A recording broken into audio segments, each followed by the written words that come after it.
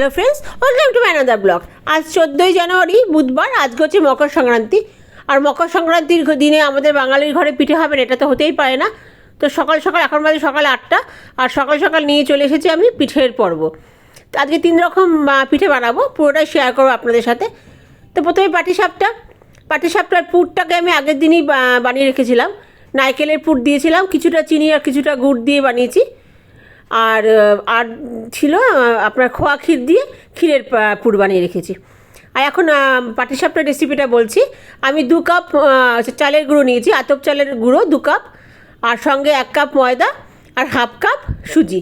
এটাকে সামান্য নুন দিয়ে ভালো করে শুকনো জিনিসগুলোকে মাখিয়ে আমি 1 কাপ চিনি আর গরম দুধ দিয়ে, গরম দুধ আর কি, উষ্ণ গরম দুধ দিয়ে এটাকে ভিজিয়ে রেখেছিলাম। প্রায় 1.5 ঘন্টা ভিজিয়ে রেখেছি। ভালো করে মিশ্রণটাকে গুলিয়ে, অবশ্যই ভালো করে গুলিয়ে, যাতে কোনো লাম্পস না থাকে, মিশ্রণটাকে ভিজিয়ে রেখেছিলাম।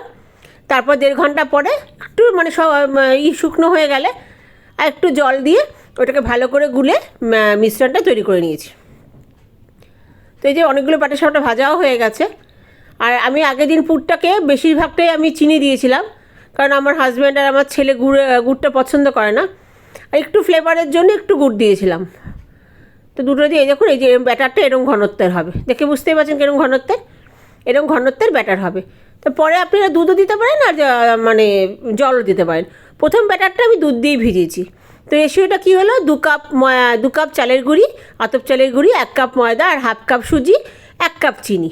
এটাকে দিয়ে ভালো করে শুকনো, অল্প 1 চিমটে নুন দিয়ে শুকনো উপকরণটাকে ভালো করে মিশিয়ে, তারপরে দুধ দিয়ে ভালো করে মিশিয়ে, কোনো লাম্পস যেন না থাকে, 1.5 ঘন্টা রেখে দিতে হবে রেস্টে। তারপর আবার ভালো করে মেশাতে হবে। যদি জল লাগে বা দুধ লাগে, যেটা ইচ্ছা দিতে পারেন আপনারা। বেশি চিনি দিলে কিন্তু লেগে যাবে। যে চিনিটা আপনার মিষ্টির পরিমাণ, যদি মিষ্টি একটু বেশি লাগে তা একটু চিনি দেবেন। তো এই যে পাটিসাপটা প্রায় রেডি। এরপর বানাবো আমি পুলি পিঠে, দুধ পুলি। আমি কোনোদিনও দুধ পুলি বানাইনি। তো চালের গুঁড়ো একটু বেশি হয়ে গেছে বলে আমার যে হাউস হোল্ড কাজে যে আমাকে হেল্প করে, রান্নাবান্নার কাজে যে হেল্প করে, সে বলল যে ও আমাকে হেল্প করবে আর কি, ও জানে। তো চলো আগে পাটিসাপটাটা রেডি করে নিই। আর এবার পাটিসাপটাটা এত সুন্দর হয়েছে, একটাও ভাঙছে না, খুব সুন্দর পারফেক্টলি উঠছে। রেশিওটা যদি ঠিক থাকে তাহলে পাটিসাপটা খুব সুন্দর উঠবে। 2 কাপ চালের গুঁড়ি, 1 কাপ ময়দা আর হাফ কাপ সুজি, 1 কাপ চিনি। চিনিটা অবশ্যই যদি একটু মিষ্টি লাগে আপনারা দিতে পারেন, বা গুড় চাইলে গুড় দিতে পারেন, সেটা যার যার ইচ্ছা। আর গরম দুধ আর কি, গরম দুধে ওইটাকে মাখতে হবে। অবশ্যই রেস্টে রাখতে হবে, কারণ সুজিটা ফুলবে, ময়দাটাও দুধটা টানবে, জিনিসটা তাহলে ভালো হবে। তো এই যে পাটিসাপটা আমি কিছুটা ক্ষীরের বানাবো আর কিছুটা নারকেলের বানাবো। তো মোটামুটি পাটিসাপটা অনেকগুলো হয়ে গেছে। আর এই যে এখন হচ্ছে দুধ পুলির পিঠে। আমি ওখানে দুধ জাল বসিয়ে দিয়েছি। দেখুন কী সুন্দর করে ও বানাচ্ছে, ওর হাতের কাজ খুব সুন্দর। ও আমাকে রান্নাবান্নাতে হেল্প করে আর কি। তো এই যে যে পুরটা দিয়ে এই পাটিসাপটা বানালাম, সেই পুরটা বেঁচে গেছিলো, সেই পুরটা দিয়েই ও প্রথমে গরম জলে দিয়ে চালের গুঁড়োটাকে কড়াই নেড়ে নিয়েছে, তারপর আটার মখন মেখে নিয়েছে ভালো করে তারপর পুর বানিয়ে দিচ্ছে এভাবে। এবার এটাকে পুরো দুধে ফোটাবো। দুধের মধ্যে আমি একটু সামান্য চিনি দিয়েছি, টেস্ট অনুযায়ী, আর 2-3টে এলাচ ফেলে দিয়েছি। দুধটা ভালো করে জাল উঠে গেছে, দেখুন একটা একটা করে এবার এটা দিয়ে দিচ্ছি। আর এটা আর কোনো কাজ নেই, এটা শুধু ফুটবে আর সেদ্ধ হবে। দুধ পুলি আমি খেয়েছি, কিন্তু কোনো হাত দিয়ে নিজে হাতে বানাইনি, তো আজকে প্রথম বানাচ্ছি। দেখা যাক কীরকম হয়। এদিকে দুধ পুলি হচ্ছে, এদিকে আমি ময়দা ভিজিয়ে রেখেছিলাম আগে, গোকুল পিঠে বানাবো। তো ময়দাটাকে আমি পুরো ঘন করে 1.5 ঘন্টা আগে পুরোটাই দুধ দিয়ে ভিজিয়ে রেখেছিলাম। আর এই যে খোয়া ক্ষীরের যে পুরটা বানিয়ে রেখেছিলাম সেটা। আর গোকুল পিঠে হচ্ছে আমার ঘরে সব মোস্ট ওয়ান্টেড পিঠে, আমার ভাই, আমার বাবা, আমার ছেলে, আমার হাজব্যান্ড ভীষণ গোকুল পিঠে খেতে ভালোবাসে। কিছুই না, পুরটাকে সামান্য নিয়ে আমি ওই ময়দার ব্যাটারটার মধ্যে ডুবিয়ে এটাকে ভাজতে হবে। আর চিনির শিরা আমার করা আছে, পরিমাণ মতন চিনির শিরা যতটা আপনার লাগবে। আমি যেরকম 3 কাপ চিনি দিয়েছি আর 2 কাপ জল দিয়েছি, দিয়ে শিরা বানিয়েছি, কারণ আমার অনেকগুলো গোকুল পিঠে হবে, আমার অনেকটা লাগবে। তো এই যে একটু একটু করে দিচ্ছি, কয়েকটা বেশি একসাথে কয়েকটা দিয়ে দেবো, দিয়ে আস্তে আস্তে এটা একটু কম আছে এটা ভাজতে হবে, যাতে ভেতরটাও ভাজা হয়। ভালো করে কড়কড়ে করে ভেজে তারপরে দিতে হবে, নাহলে কাঁচা থাকলে খেতে ভালো লাগবে না। তো তো বেশ কয়েকটা দিয়ে এবার রেখে দেবো এখানে, আস্তে আস্তে হোক। এদিকে রুম্পা পুলি পিঠেগুলো আমাকে হেল্প করে দিচ্ছে, বানিয়ে দিচ্ছে, আমি ওইদিকে ওইটাকে দুধে দিচ্ছি আর কি। তো রুম্পা না থাকলে হয়তো আজকে পুলি পিঠেটা বানাতাম না, কারণ ও আমাকে অনেকটা হেল্প করে দিয়েছে পুলি পিঠে বানাতে। আমি প্রতি বছরই এই গোকুল পিঠে আর পাটিসাপটাই বানাই, এবার ও বলাতে একটু সাহসও পেলাম।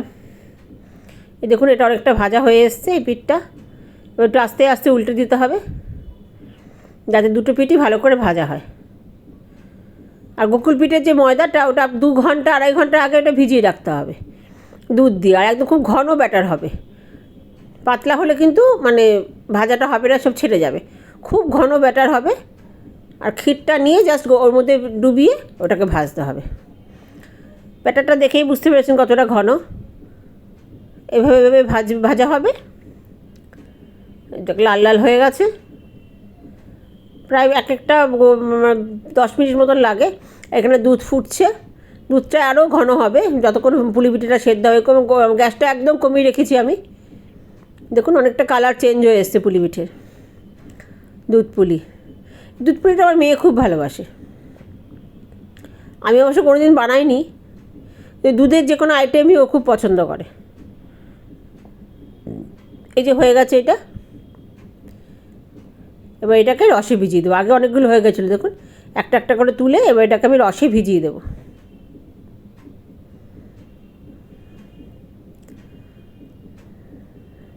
এই যে একটা একটা করে তুলছি আর রসে ভিজিয়ে দিচ্ছি। প্রায় 2.5-3 ঘন্টা রসে ভিজলে ব্যাপারটা খুব ভালো হয় খেতে। সঙ্গে সঙ্গে এটা খেলে রসটা ঢুকবেও না, ভালোও লাগবে না খেতে। এটা 2.5-3 ঘন্টা মোটামুটি ভিজিয়ে রাখতে হবে, তারপর খেলে খুব সফট হয় ভেতরটা। ভেতরে তো মানে ক্ষীরের পুর আছে, সফট হবে, বাইরেটাও খুব সফট হয়, রস ভিজা করে তুলতুলে হয়ে যায়, খুব ভালো লাগে খেতে তখন। তো আমার মোটামুটি গোকুল পিঠে রেডি। এটা এখন শুধু ওয়েট করবে, মানে খাওয়ার জন্য ওয়েট। আর দেখুন আমার পুলি পিঠেও হয়ে এসছে মোটামুটি,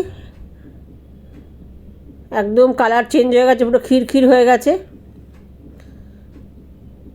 তো একটু কেসার থাকলে দিয়ে দিলে কালারটা আরও তাড়াতাড়ি সুন্দর মানে চেঞ্জ হয়। দুধে 2-3টে কেসার ফেলে দিলে তো বেশ সুন্দর হয়। দেখুন সেদ্ধ হয়ে এসছে, এটাকে এবার আমি বন্ধ করে দেবো। বন্ধ করে একটু ঢাকা দিয়ে রাখবো রেস্টে, তাহলে একটু দুধটা টেনে নেবে, তাহলে বুঝতে পারবো আমি দুধের পরিমাণটা ঠিক আছে কিনা। এবার আমি এটাকে বন্ধ করে, গ্যাসটাকে বন্ধ করে দেবো। এটা আস্তে আস্তে একটু ঠান্ডা হোক, তারপর দেখাচ্ছি। তো এই যে পাটিসাপটা রেডি আমার। এর ওপর দিয়ে একটু মিল্ক মেড ছড়িয়ে দিলে ভীষণ ভালো লাগবে খেতে। বেশ অনেকগুলোই পাটিসাপটা হয়েছে। আর এই যে আমার গোকুল পিঠে, আমার ছেলে এসে আগেই দেখে গেছে গোকুল পিঠে হয়েছে কি হয়নি, তো খুব খুশি গোকুল পিঠে হয়েছে দেখে। গোকুল পিঠেও রেডি আমার, পাটিসাপটাও রেডি, ওদিকে দুধ পুলিও রেডি। আর এটা হচ্ছে নাড়ু, কয়েকটা যে যখন পুরটা বানাচ্ছিলাম কয়েকটা নাড়ু বানিয়ে রেখেছি গুড় দেওয়ার আগে, আর গুড় দেওয়ার পরেও 2-3টে নাড়ু বানিয়েছি। এটা আমার বাবার জন্য প্যাক করে রেখেছি, বাবাকে পাঠাবো। আরও আছে নাড়ু। এই দেখুন দুধ পুলিটা একদম রেডি, কি সুন্দর কালার হয়েছে, আর পুরো ওপর দিয়ে সর পড়ে গেছে, দেখেছেন।